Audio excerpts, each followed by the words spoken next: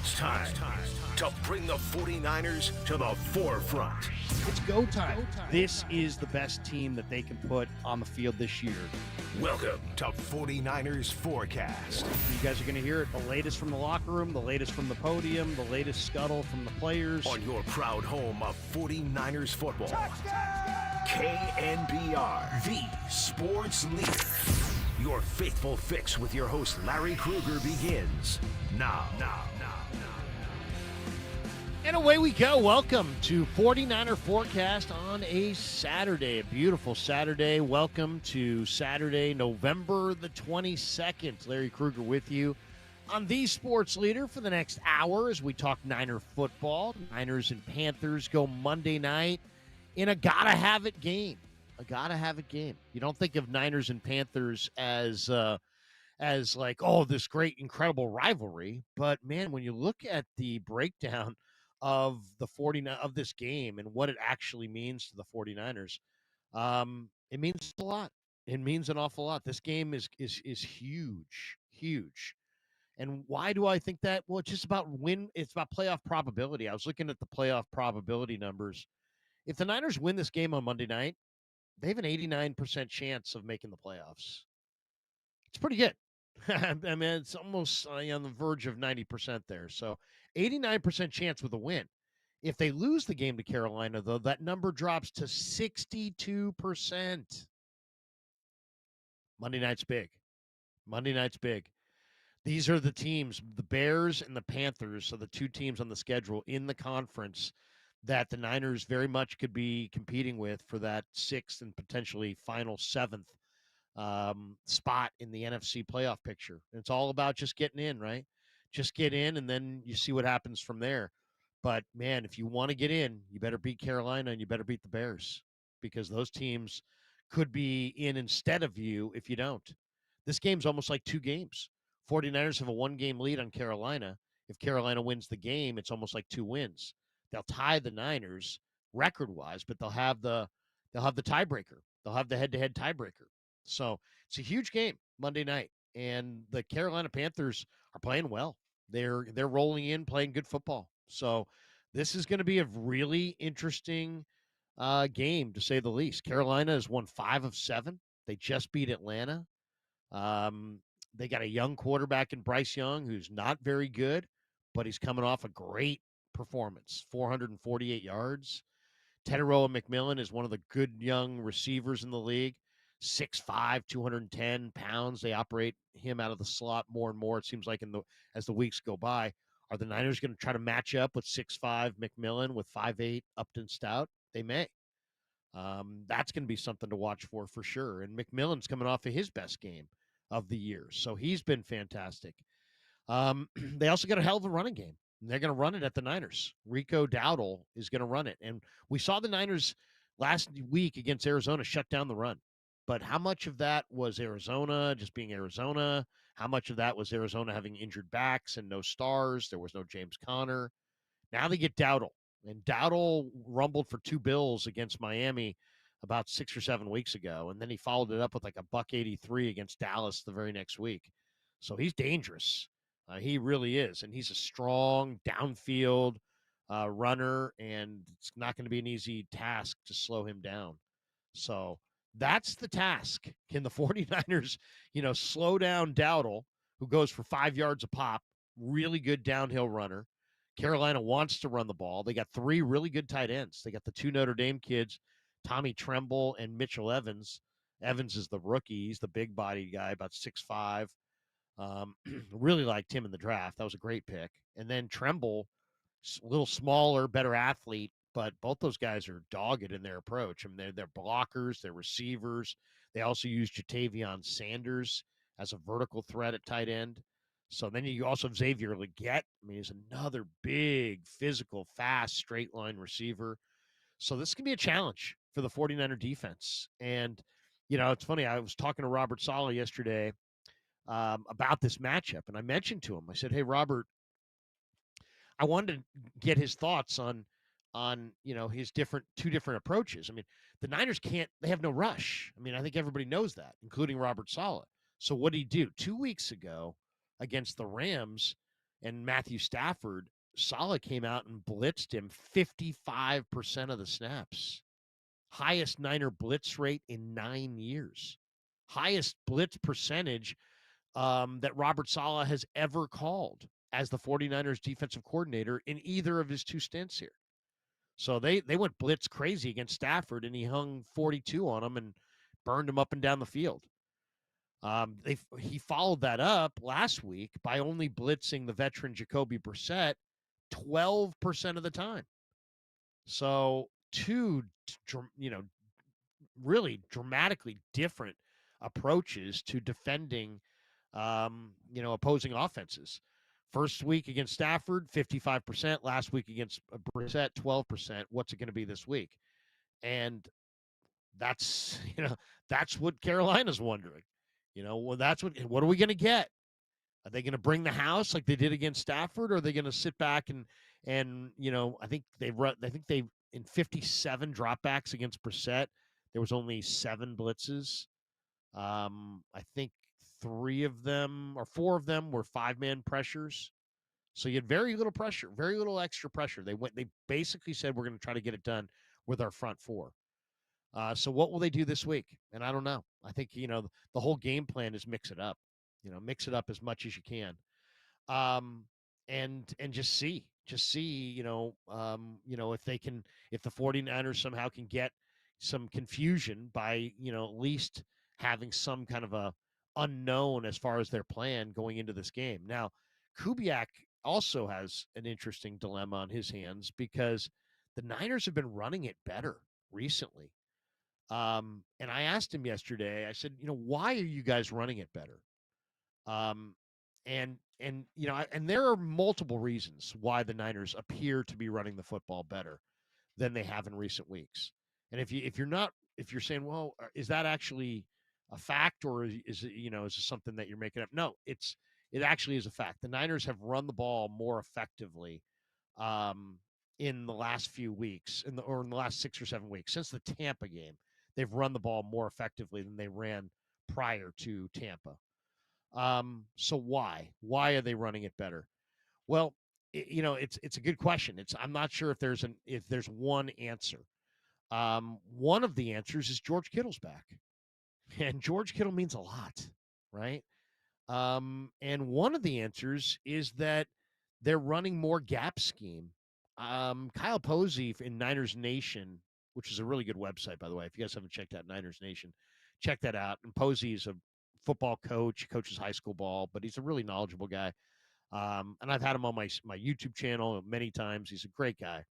And he's got an interesting article out this week about how in weeks 1 through 5, Kyle Shanahan had 88 zone run scheme plays in the first 5 weeks. In the first, weeks 1 through 5, they ran, of their run plays, 88 of them were zone plays, outside zone, okay, or inside zone blocking scheme.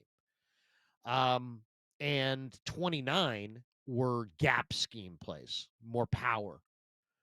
So you get 75% zone runs, 25% gap scheme runs. That was weeks 1 through 5. And the Niners didn't have a lot of success with it. CMC and Brian Robinson averaged 3.3 yards per carry. And the 49ers in weeks 1 through 5 were 23rd in rushing success rate, 27th in rushing EPA. So that's what they were doing in the first, weeks 1 through 5. Since the Tampa game, Shanahan has been a lot more balanced as far as zone runs, gap runs. Since the Tampa game, he's called 74 zone runs, or 57%, and 55 gap scheme runs, 43%. So they went from 3/4 zone runs to 57% zone runs, and their numbers went up. The Niners, since the Tampa game, are averaging 4.2 yards per carry. As I said, weeks 1 through 5, 3.3 yards per carry. Since the Tampa game, 4.2. So almost a full yard better since the Tampa game. And their rankings have gone up. As I mentioned before, they were 23rd in rushing success rate in weeks 1 through 5. They're 5th now. in since the Tampa game. They were 27th in rushing EPA. They're ninth now in rushing EPA since the Tampa game.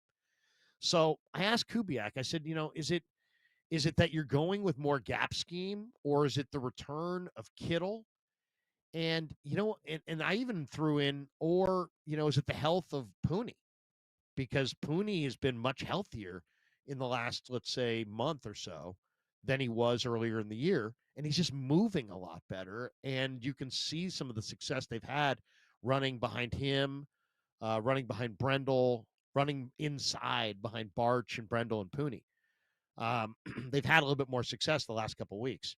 So I asked Kubiak about that, and he said the guard thing. He thought the guard play was really the key.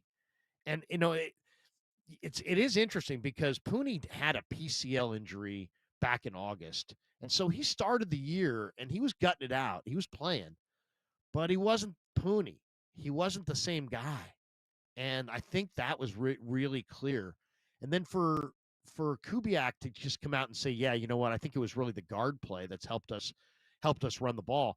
And if you look at Pooney's numbers, man, it really does reveal quite a bit of improvement. Dom Pooney in that first stretch, that week 1 through 5 stretch, had 17 blown blocks. That's a lot. 17. Since the Tampa game, Pooney has four blown blocks. So, you know, Kittle always is going to help your run game. And maybe going to a little bit more gap scheme over the outside zone maybe fits what the Niners, maybe it fits their backs, maybe it fits what they want to do a little bit more. But really, I think it's the improvement. It's Brendel being called out and playing better and better and better. It's getting a 7th-round rookie. I hate to say it. I love Connor Colby long term, but getting him out of the lineup, getting Ben Barch back in there, and then getting Dom Pooney healthy. And though I think that's really been the key. They're healthier in the middle, and now they're running it better. And so they got a real chance in this game if they want to dominate the time of possession. And to me, that's how they're going to win this game. How are the Niners going to win this game? They're going to win it on time of possession. They're going to win it on third downs. Carolina's 29th in the NFL on third downs as far as getting off the field. They're not good at getting off the field. The Niners offensively are third in the NFL at staying on the field on third down conversions. So I like the Niners to win on third down and to, lots of first downs, win the time of possession, possess it for 40 minutes, protect your depleted defense that no longer has Bosa, no longer has Warner, no longer has McKell. Play complementary ball to the absolute nth degree. The Niners can run the ball on this Carolina defense. I'm pretty confident of that, and I think they can win on third down. Carolina's coming in though with a little bit of swagger. They're 5-2 in their last 7 games. The last 3 road games they've had, they've won them all. So they're 6-5. But if you look closely at their numbers, I think there's reason to believe that they're not as good as 6-5 states. Now, there are people that would make that same claim about the 49ers. They'd say, oh, you know what, they're 7-4, but they're not as good as that record. So we may be seeing 2 teams that aren't quite as good as their records. I think it's also going to be very interesting to see, what does Brock do in this game? This is his second start since coming off the turf toe. I thought he showed everything last week except for the escapability. He didn't really have to escape, and that to me is a big question. Can he escape from the better defenses when they're after him? That's his secret power. That's the part of his game that you look up and you go, whoa, Brock Purdy, didn't expect that. This guy cannot. He's a hard guy to sack pre-turf toe. So that's going to be something to watch for. Can the Niners block Derek Brown up front? He's 320 pounds. He's a load. Bryce Young threw for 448 last week. So, I mean, this could be a shootout, but I think how the Niners block up front, and Derek Brown specifically, is going to go a great distance to determining who wins this game. Carolina plays the highest percentage of zone coverage in the NFL. But when I flipped on the All-22 and went through it piece by piece, it's a different kind of zone. Okay, so they're playing zone, but it's a very active matchup zone. It's funny, when you watch college hoops, John Chaney at Temple always had his matchup zone, and I think Boeheim had his matchup zone. And basically, they're playing zone defense in basketball, but then they get really aggressive in their zone, and that's kind of what the Carolina Panthers do in a football sense. They show you a zone look, and they play zone, but then at the end of plays, you would swear they're playing man because they really play their zone aggressively. They bring a bunch of hats to the ball. So, we're going to find out, what do the Niners look like against this zone defense? I love Purdy's ability to really step into these short window throws and rip it. He shows no fearless. He's very fearless as far as with, um, throwing with conviction against voids in the zone. And the Niner offense is going to have to carry the Niner defense. The good thing is the Niner special teams is starting to wake up and really, really look good. So I think it's going to be really interesting. Brock Purdy's challenge in this game is going to be fighting that natural instinct that he has to make the big play. Brock Purdy loves to go down the field, loves to go down the field. Carolina plays a lot of two shell, a lot of two deep zone, two deep safety looks, and kind of force you to be patient, force you to operate underneath, force you to drive the ball the length of the field slowly and gradually. Don't give away the big play. Give you that kind of two shell look where they're taking away the deep play and making you be patient. So we'll see. Can Brock be patient? That's going to be a major question in this game. If he can be patient, take what the defense gives, dominate the time of possession. Niners possess it, run it, and throw it to McCaffrey. That's another one. McCaffrey out of the backfield. If you look at the numbers, Carolina's awful at defending the running back out of the backfield. And here comes the best, right? Here comes the best receiver out of the backfield in CMC. And I would imagine he's going to have big yardage as a receiver in this game. But that's it. Can Brock show patience and win the time of possession and be willing to stay on the field for longer drives? And that might make it a little bit of a lower scoring game, but can he resist the temptation to force the ball into coverage, into the teeth of their coverage down the field? I know he wants to be aggressive, but can he avoid the turnovers? Because that's really the key. That is really the key in this game. Don't get over aggressive. Possess the ball. First downs are your friend. All right, and then hey, Sky Moore, if you want to take one, you want to go a house call this week after the 98-yarder last week. The Niners have the number one kickoff return unit in the game right now, thanks to guys like Sky Moore, Brian Robinson, and Brant Boyer turning things around on the special team side. So, what's the Niners equation the rest of the way? A strong offense, a surprising special team unit, and a turnover or two on defense. They're going to give up yards. I mean, there's just no way around it. They're going to give up yards. They're going to give up, pass plays. They're going to have to get turnovers. They're going to have to make a big play and take the ball away. And if they can, I think that's their recipe the rest of the year. All right, let's take a timeout. John Chapman, who runs the 49er Rush podcast and travels on the road to all these Niner games, has one of the best YouTube channels that covers the 49ers. He's on deck. He's going to join us next. We'll get his thoughts on the Brandon Ayuk story from yesterday, as well as this matchup with the Panthers on Monday night. It is 49er forecast on a beautiful Saturday. I'm just getting it warmed up, by the way, because after I'm done here at 11, I'm going to get in the car, drive down to Stanford, and you can catch me at 1:30 to 3:30 doing 128th big game pregame from what used to be known as the Pac-12 Plaza. So if you're down on the farm, stop by, say hello. I always love the atmosphere down there. Cal and Stanford should be a hell of a game. 1:30 to 3:30, I'm on the radio down there in the pregame. Then we have an hour-long network pregame on the Stanford side. Kickoff slated for 4:30, and you'll hear that one on these Sports Leaders. So John Chapman joins me next. The great Raph producing. He'll latch him. We'll take a timeout. We'll come back with more. It's 49er forecast on a Saturday on these Sports Leaders. KNBR, the Sports Leader.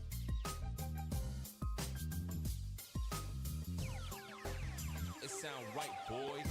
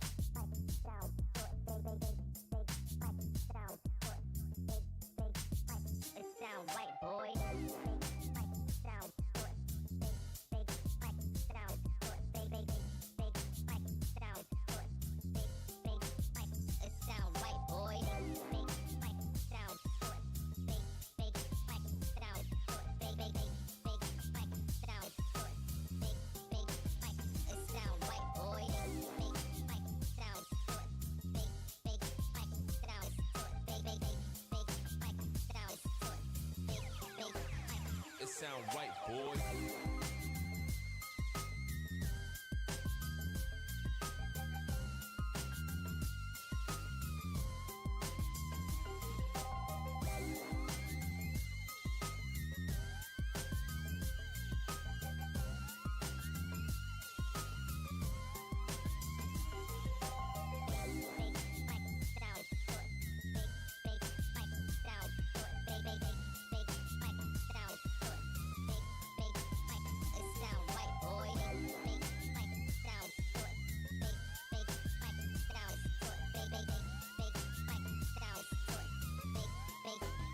It sound right, boy.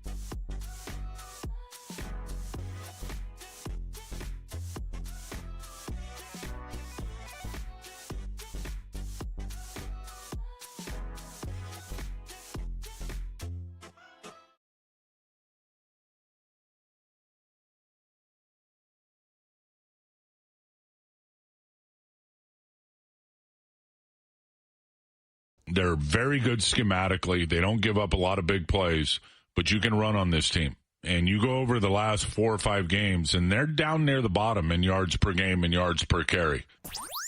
This is where you get your faithful fix. 49ers Forecast with Larry Krueger keeps rolling on KNBR, the sports leader. T-Rock says the Niners can run on the Panthers. We're going to find out Monday night. Welcome back. It's 49er Forecast on a beautiful Saturday here in Northern California on the Sports Leader. We got the 128th big game coming up later today on the Leader between Cal and Stanford. Huge game for Justin Wilcox. A lot of people believe Wilcox needs to win this game to keep his job as the Cal head coach. So we'll see. The chancellor in Berkeley talking big with expectations for Wilcox. I don't know why they're suddenly drawing the line in the sand on Wilcox when they haven't been really that competitive for a long time, but whatever. It's a big one today for Wilcox, and we'll be out down on the farm from 1:30 to 3:30. Join us if you're down there. Stop by, say hello. But joining us on the UMA guest line to talk Niners is John Chapman, the czar of the 49er Rush podcast, and does a fantastic job on YouTube. And he's with us on KNBR today to talk a little bit about the Niners.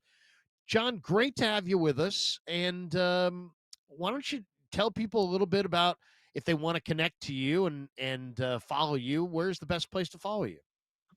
Yeah, anywhere you watch and or listen for your content, just search 49ers Rush. We pull up Spotify, Apple Podcasts, YouTube, you name it. I wish I could come out to every show introduced by Van Halen and Larry Krueger. Then my life would be complete. I will take that all day, but glad to be with you, Larry. Oh, man, great to have you. And let's talk about the matchup. T-Rock says the Niners can run it on this Carolina defense. They have big Derek Brown in the middle. Ajiro Evero is the coordinator. I asked Shanahan about their defense this week, and he's like, they're very sound. They give you a lot of different looks. They give you a lot of two-shell coverage looks down the field and kind of make you drive it the length of the field. They try to eliminate big plays. How do you see the 49er offense going up against this Carolina defense? Do you think the Niners can run on them? I think it's going to be difficult to run in between the tackles. The two best defensive players for the Panthers are Ashawn Robinson, Derek Brown, as you mentioned, defensive tackles, which, you look at kind of the center for the 49ers and Jake Brindle, he struggled against these, kind of bully-type defensive tackles in the past. I think that's going to be problematic. But the NFL is a matchup league, and if there is one position of weakness on this entire Panthers roster, not just defense, it's the linebacker spot, which their two starting linebackers have yet to practice Thursday or Friday, Christian Roseboom and Trevin Wallace. And I think that is the biggest matchup discrepancy. Either team, either side of the ball. Shanahan loves taking advantage of linebackers and who they're putting out there. Combined less than 50 snaps on the season. And I think Christian McCaffrey, George Kittle, over the middle, whether, it's play pass, play action, whatever, they're going to be putting those linebackers in a blender. And I think you can run on the perimeter on this Panthers defense. So I think this is going to be another great 49ers offensive kind of explosion type game where I would be disappointed if the 49ers don't put up another 30 points on the board this week.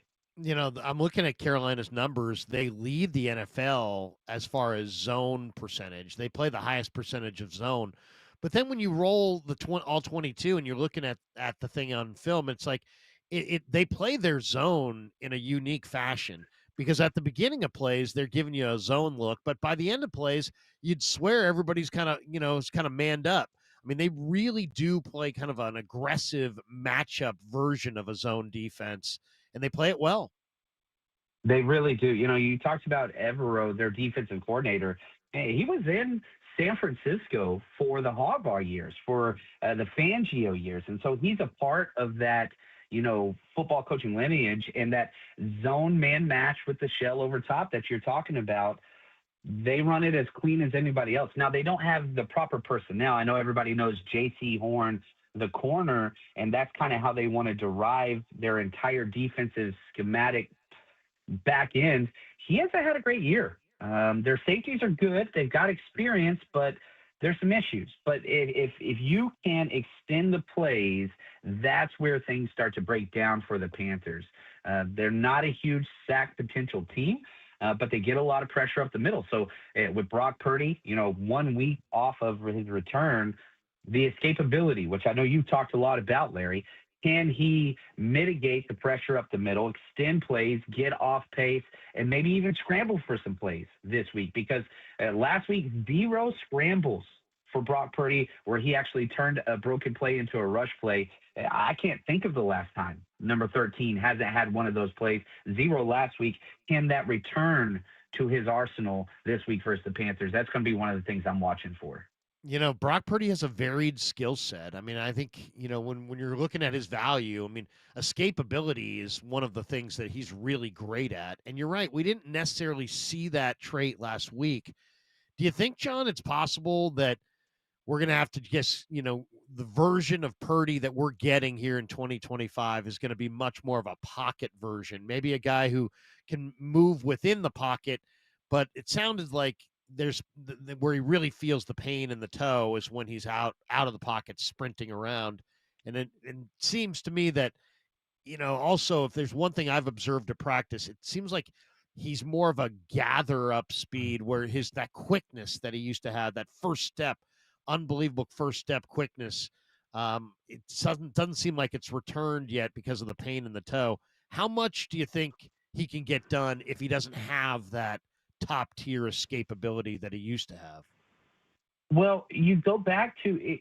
Brock Purdy's entire career has been on a weird trajectory, right? So comes in 2022, he's off the charts amazing, the 5 games before the playoff run, then he hurts the elbow. So in 2023, you really didn't get to see the mobility of Brock Purdy. He just did not run the ball that much. They were trying to keep him safe. They were trying to keep him, whatever else. And you look at 2023, he had 144 rush yards. That's it. As opposed to 2024, where he had 323 and rushed for 33 first downs, 5 touchdowns. So this isn't the first time in Brock Purdy's 49ers career where you're kind of, quote unquote, protecting him from himself, whether that's not letting him scramble in those runs or whatever else. Now, it's a one-game sample size, so I don't want to look too much into it. But Brock Purdy can win from the pocket. He's done that in the past. And that 2023 season, with much of the same kind of supporting cast, I know Debo's not there. I know Ayuk's not there. That's a whole other topic.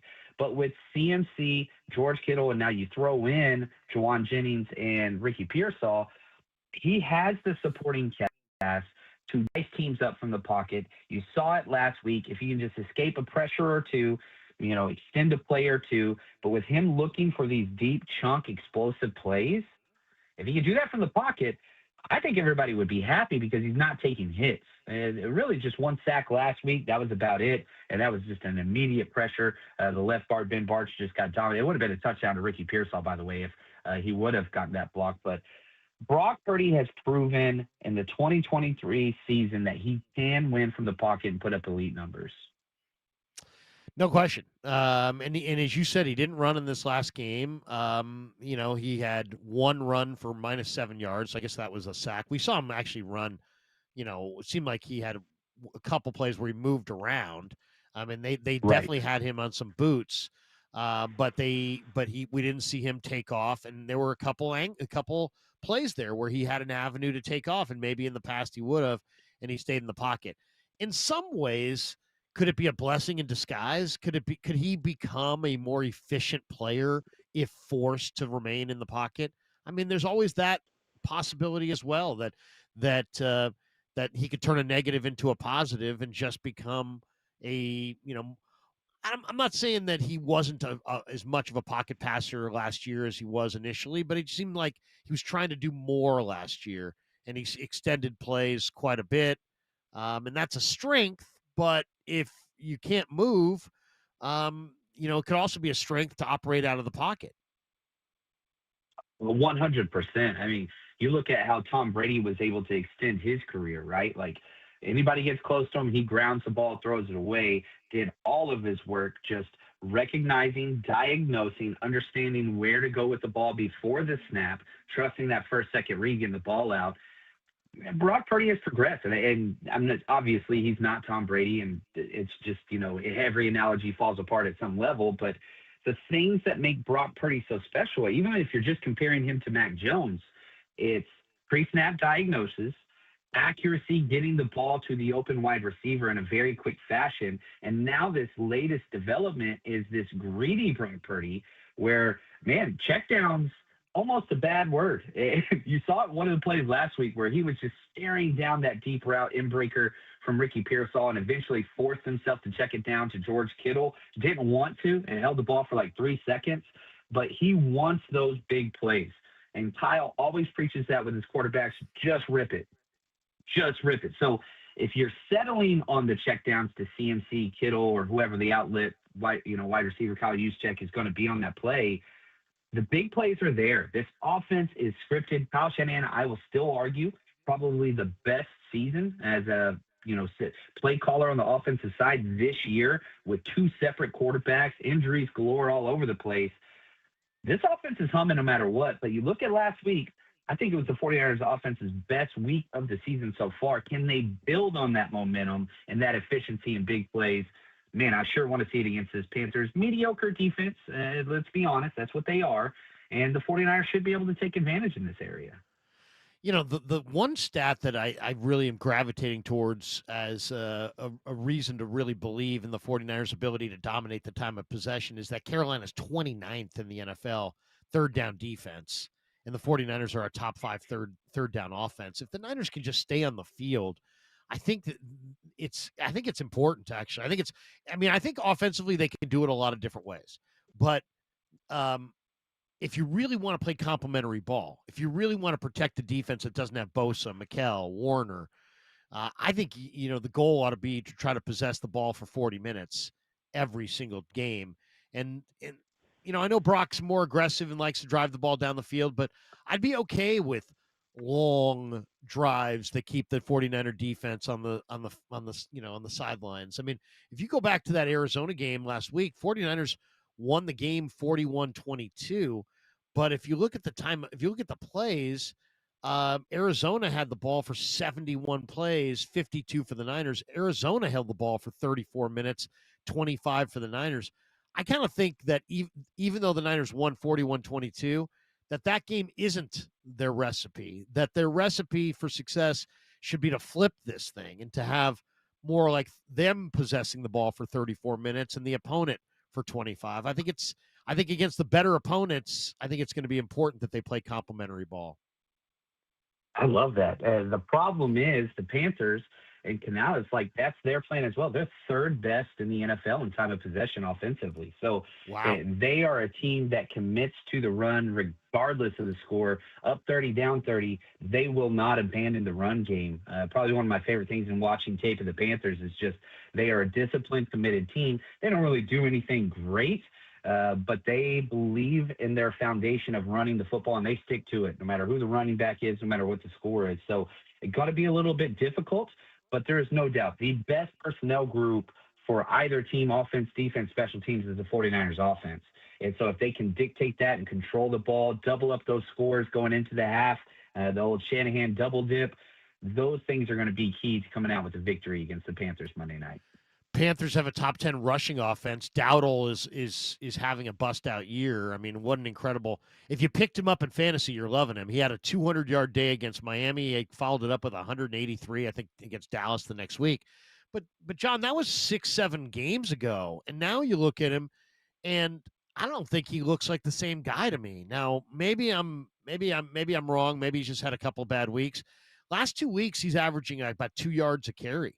I don't know if Dowdle's wearing out or if the workload is getting to him because he has gotten a lot of carries, a lot of touches, probably more than he's ever had in his career. I mean, this guy never was the full-time back even at South Carolina. I mean, he was always in a back sharing situation, and now he's kind of like the guy. Though they do have Chuba Hubbard, I should say. What do you think? I mean, are the Niners going to be able to stop Dowdle? How convinced are you? The 49ers stopped the run last week against Arizona, but how much of that was Arizona and their 17 penalties, Arizona with their mediocre to underwhelming group of running backs? How much of that was Arizona? Yeah, watching the tape of the Panthers versus Cardinals, you see a much better coach team. It's not even comparable. You talk about the injuries, abandoning the running game in the second quarter. That ain't happening in this game. Now, Rico Dowdle is good, but last 2 weeks he has struggled. There is no doubt about that. And I think the number one thing that is the predictor of who's going to win this game is 49ers tackling ability. Don't allow the broken tackles. D. Winters, he had about 6 missed tackles last week. I know PFF only charted him for 2. I don't know how they got that number. He had about 6 missed tackles in the second half alone. And you talk about Jair Brown has struggled tackling. He's improving lately. But Malik Mustafa, who's great, and I think the 49ers' best safety, he's also struggling missed tackles. If the Niners can step up and have, 8 or fewer missed tackles in this game, I think that they win this. I really do. Just don't allow those huge explosives, which Rico Dowdle, you look at his big games, 200-plus yards rushing, it's because of broken tackles and turning in those huge big plays. Limit that. And I think you're going to see a lot of cover 4 quarters, a lot of cover 3 from the 49ers, and limit those huge run plays and the run after catch, which the Panthers really haven't done well with. Xavier Legette, their number 2 wide receiver, that's what his bread and butter is. Hasn't really broke into that. Tet turning into an awesome route runner, contested catch guys, coming off his best game, but still not a big yak team yet. Don't allow them to become that this week. One of the things that looks like it just sets up perfectly for the 49ers, the Niners use a ton of motion. I think all Niner fans know that. It's a regular staple of the Shanahan offense. Lots of shifts, lots of motions, and sometimes it can really bother a defense. 49ers are second in the NFL, by the way, in their use of motion. Their motion rate on offense is 67.8%. They use a ton of motion. And then you flip it over and you look at Carolina's defense against motion. They're 30th in the NFL. There's only 2 teams in the NFL that are worse rated against offensive motion, pre-snap motion. What do you think? I mean, Carolina's defense has also struggled with intermediate throws. They're 30th in EPA against the throws in the intermediate portion of the field, which is where the Niners often live. Why do you think Carolina's struggling against motion, do you think? I think a lot of it has to do with their backers. You look at their 2 starting backers, Trevin Wallace and Christian Rosemoon. Christian Rosemoon's been calling the defense wearing that green dot. They're both likely out. And so now you're getting 2 linebackers who have not played very little at all. Clouden Sherlis and Maima Ninjameta. I've never apologize if I mispronounce his name. You're getting 2 of the most inexperienced linebackers in the NFL starting this week for a team that has struggled against complex offenses. Well, congratulations. You got Kyle Shanahan coming in to play this week.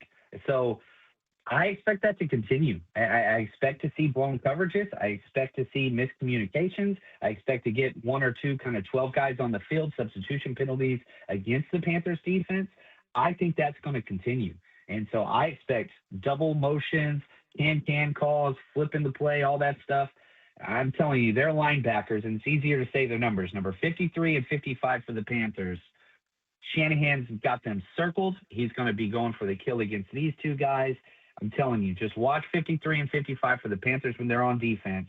They're going to be putting them in that Phil Jackson triangle with CMC, Ricky Pearsall, and George Kittle, man. John Chapman with us on the Yuma guest line. Let's switch gears and talk about Ayuk here in the last part of the interview.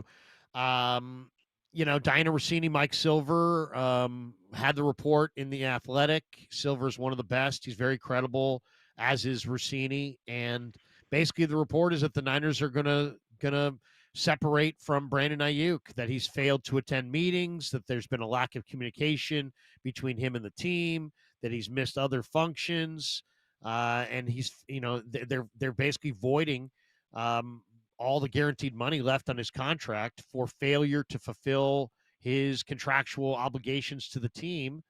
Ayuk, shockingly, even though the NFLPA, I'm sure, would be right there shoulder to shoulder with him, willing to fight this if he chose to, is saying, no, I'm not going to fight this. So it sounds like an avenue has been created for the 49ers to walk away from this Ayuk contract. They just signed him a year and a half ago to a 4-year, $120 million extension. So yesterday's news I view as a huge win for the 49ers, just because you're talking about a diminished damaged goods player that you had huge financial entanglements with. Now you're going to be able to get out of that a lot more painlessly than you would probably originally thought. And I don't get it from Ayuk's point of view at all, because why would you ever want to get away from guaranteed money when your body is wrecked and your future is unknown? But that's exactly what the road he's going down. Give me your take on the news of the day yesterday. Yeah, I thought the biggest piece from that article, you talked about how Ayuk's not fighting, and they had a little clause in that article that said, quote, that would clear the way for his expected release at season's end, end quote. They just want to move on. Ayuk is willing to lose millions of dollars just so he can get out. And so the 49ers got lucky here, because you had in 2027 and 2028 back-to-back $40 million cap hits, one of the worst contracts in pro sports, definitely in the NFL outside of the quarterback area. The Niners got a escape, get out of jail free card with this move from Ayuk. And I think that this is good for all parties. He moves on, gets to go wherever it is that he wants to go. The 49ers get all of this cap space back. Now, the wide receiver position's still going to be needed, because you don't have a true X on this team. I know a lot of people like Juwan Jennings, but he's not a true X in the fact that he can't stretch the field vertically. I know he's played up to that role. We'll see what it is long term, but I think that this is the best thing that could have happened for the 49ers. Yeah, I think so too. I mean, I know obviously it's another good football player that you no longer have. So if you're looking at it from that perspective, it's a bad day, right? But they have seemed like they weren't interested in this contract from the beginning. He has seemed like he wasn't grateful for them giving him the contract. I mean, it really appeared like he wanted his money. He wanted his money, but did he want to stay? Did he want to leave? And then it's like, well, he's going to get his money and he's going to stay. But then I don't think anybody ever said, does anybody want him to stay? Does he want to stay? It's like, and I don't, you got weird vibes. I mean, to say there was very little warmth in even the day they signed the contract. It just seemed like there was very little warmth.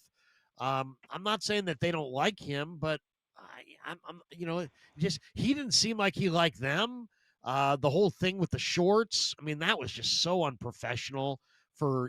Wear the uniform, bro. Everybody's wearing this, you're wearing that. Shanahan had to go talk to him like he was a second grader. That was a low point. I mean, and some people were blaming Kyle for that. It's like, dude, there's a uniform. It's called a uniform, and it's like you can't. There's some things you can bend on, other things you can't bend on, and Shanahan wasn't going to bend on that, nor should he. I thought that was it was pretty clear early on that there wasn't a lot of love for each other between these two sides. You always hear during contract disputes like, oh, this is just part of the business. Nobody takes it personal. We're Right. trying to get through this, whatever. The contract gets signed in the Brandon Ayuk press conference. One of the things, I think you were there, Larry, he gets up there and says, yeah, I made it harder than it should have been, than I could have, and then laughed about it. It's like, this is the time to put everything in the past and move forward. And this dude's up there laughing. Meanwhile, his teammates have been practicing for 2+ months without him. Like, it just went bad quick. And any chance of like, look, all right, let's move forward. We're going to handle this. It's over. It's in the past. Ayuk basically turned his nose up against that. Then you had the shorts incident. Then you had what Ayuk put on the field those 7 games.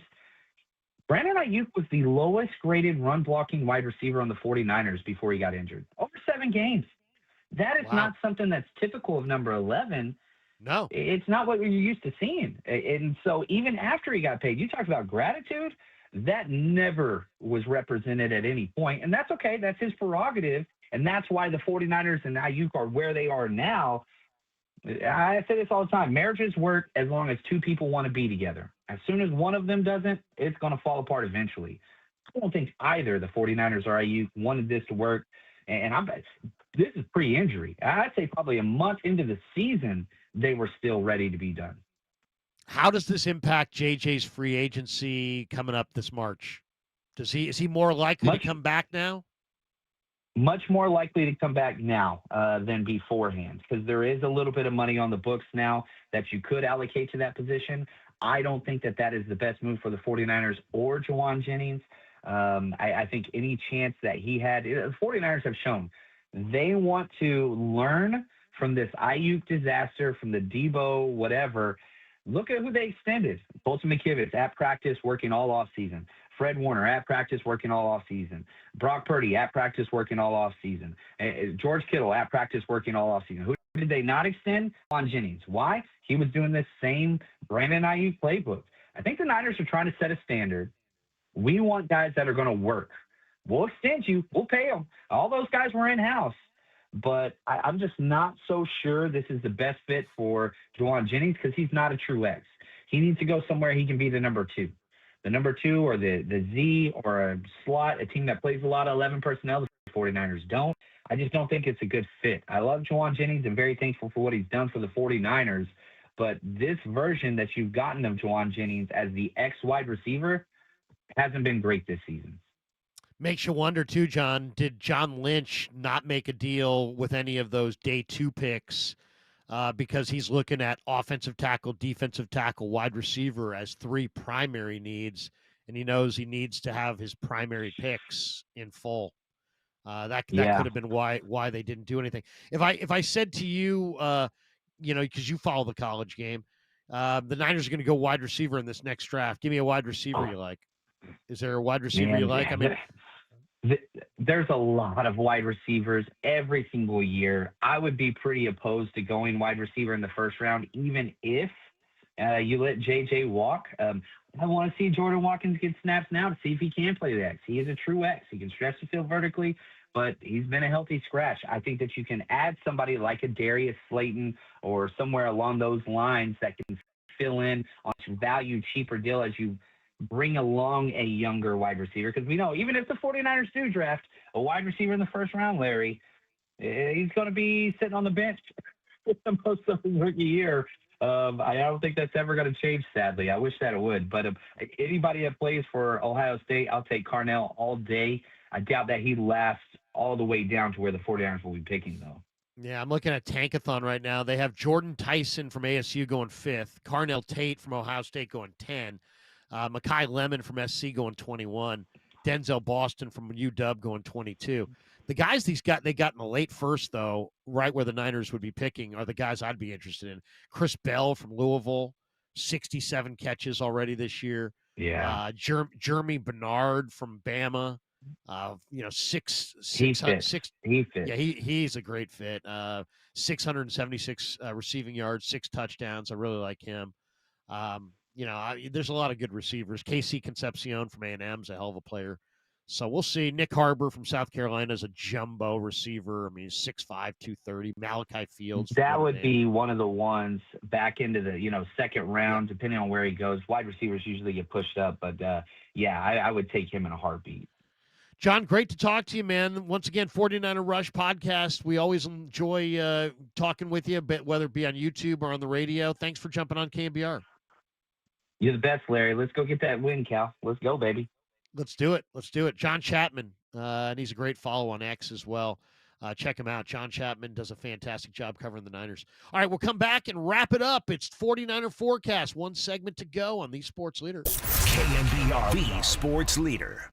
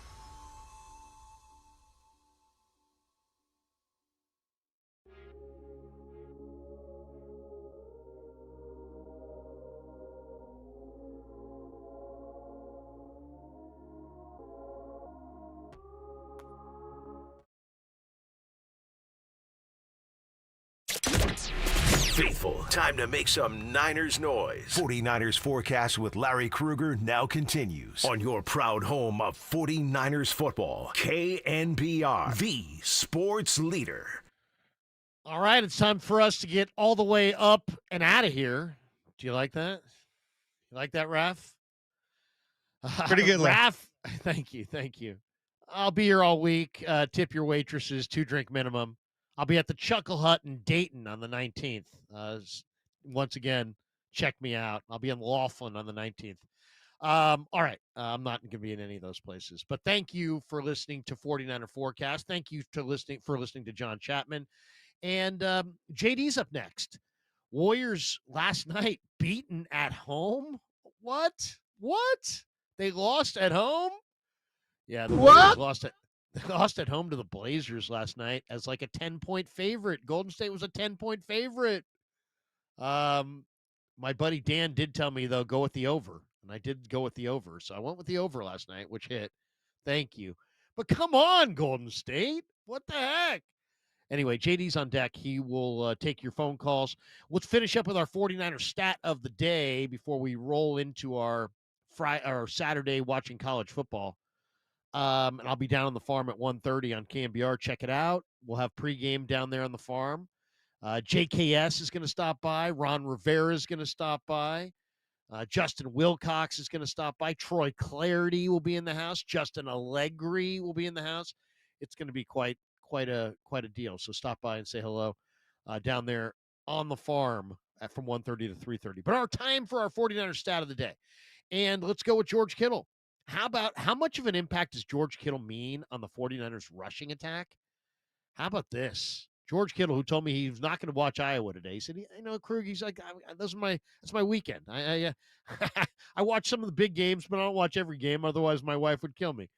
I get it, George. I get it. But when George is on the field, the Niners average 4.3 yards per carry. When George is not on the field, the Niners go from 4.3 a carry to 2.9 yards a carry. He means over a yard per carry by himself, according to the numbers. That's going to do it for us. Thanks to Raph. He's the best. Up next is JD talking Warriors. JD, they need help. He's next on The Sports Leader. KNBR, the sports leader.